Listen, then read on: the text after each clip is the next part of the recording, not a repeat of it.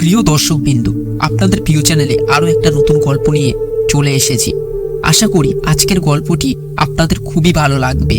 প্রচুর মানুষের ভালোবাসা পাচ্ছি আমরা। তবে হ্যাঁ, গল্পটি শুধু শুনলে হবে না, চ্যানেলটিকে সাবস্ক্রাইব করতেও হবে নাকি, কারণ আরও নতুন নতুন ভয়ানক গল্প নিয়ে আসবো আমরা। তবে আর দেরি কেন, এখনই সাবস্ক্রাইব করে নিন আর পাশে থাকা বেল আইকনটিকে অন করে দেবেন, কেমন? আমি একটু ছুটি কাটাতে আমাদের গ্রামের বাড়িতে গিয়েছি। অনেকদিন পর বাড়িতে এসেছি, তাই বাবা মা খুব আদর যত্ন করছিল।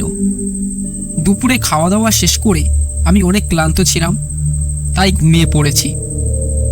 ঘুম ভাঙতে ভাঙতে সন্ধ্যা হয়ে গেল।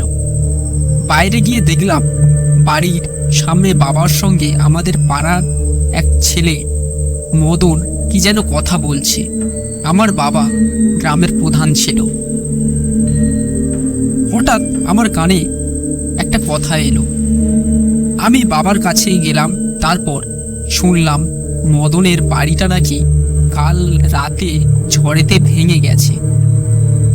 মদনের আপন বলতে কেউ ছিল না, সে চাষবাস করে খেত। বাবা বলল মদনের ঘরটা সারিয়ে দেবে, কিন্তু আজ রাতটা সে কোথায় থাকবে? তাই বাবা বলল, গ্রামের মোড়ে যে পুরানো পরিত্যক্ত হাসপাতালটা আছে, সেখানে আজ রাতটা তুমি কাটাও মদন। তারপর আমি কাল দেখছি কি হয়। কথাটা শুনে মদন চলে যায়। সন্ধ্যা হয়েছে, তাই আমি বাইরে বের হইনি আর। বাড়ির লোকেদের সঙ্গে গল্প করতে করতে অনেক রাত হয়ে যায়। রাতের খাওয়া দাওয়া শেষ করে আমরা সবাই ঘুমাতে চলে যাই। বেশ কিছুক্ষণ পরে প্রায় তখন বাজে রাত 12টা মতো, সবাই ঘুমাচ্ছিলাম। হঠাৎ একটা শব্দে আমাদের সবার ঘুম ভেঙে যায়। আমরা সবাই বাইরে বের হয়ে এলাম। বাইরে বের হয়ে দেখলাম মদন আমাদেরকে ডাকছে। দেখলাম মদন খুব হাঁপাচ্ছে। বাবা তাকে জিজ্ঞাসা করলো, কি হয়েছে রে?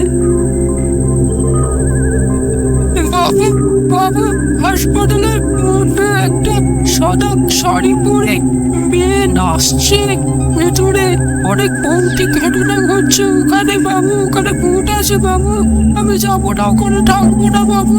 ওখানে অনেক কিছু হচ্ছে বাবু, অনেক রকম শব্দ হচ্ছে বাবু। বাবা বলল, রাতে নাটক করছিস? ভূত বলে কিছু হয় না। বেশি বিরক্ত করলে তোর ঘর আর সারিয়ে দেব না।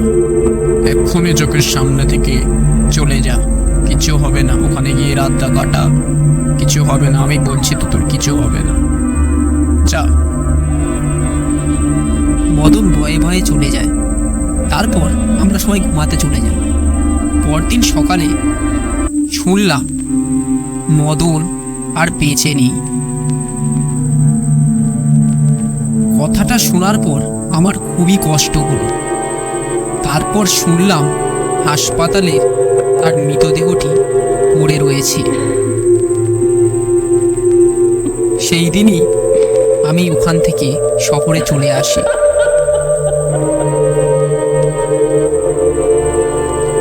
তবে সেই দিনের কথা এখনো মনে পড়লে আমার খুবই কষ্ট হয়। আজ আমাদের গল্পটি এটুকুই। আশা করি গল্পটি আপনাদের ভালো লেগেছে।